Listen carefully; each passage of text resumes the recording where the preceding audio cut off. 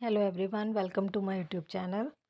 अब हम AP series के एग्जांपल्स कर रहे हैं। तो यहाँ एग्जांपल नंबर 3 मैं आपको बताऊंगी, क्योंकि इससे पहला हम अपनी पिछली वीडियो में कवर कर चुके हैं। तो एग्जांपल नंबर 3 में था हमारा एक सीरीज़ गिवन है, टी एन की वैल्यू दी हुई है -30, ए दिया हुआ है 12 और डी हमारा आ जाएगा 9 - 12 करके -3। तो अगर हम इन सारी वैल्यूज़ को nth टर्म वाले फॉर्मूले में पुट करते हैं, t n is equal to a plus n-1 into d में, तो टी एन की जगह हम पुट कर सकते हैं -30 equal to 12 plus n-1 into d की वैल्यू है -3। तो हमने ये सब वैल्यूज़ पुट कर दी यहाँ पर और हमने इसको कैलकुलेट किया। तो यहाँ से हम n की वैल्यू फाइंड आउट कर सकते हैं। तो यहाँ से n की वैल्यू आ गई हमारी कैलकुलेट करके 15। इसका सेकंड पार्ट है t n is equal to -100।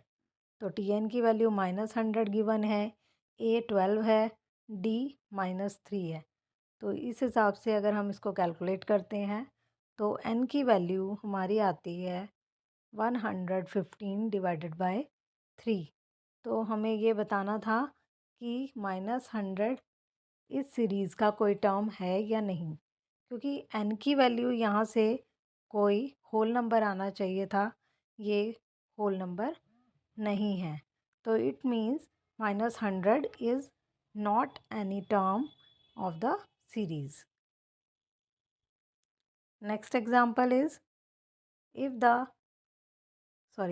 the fifth term of an AP is 10, 10th term is 0, find 20th term।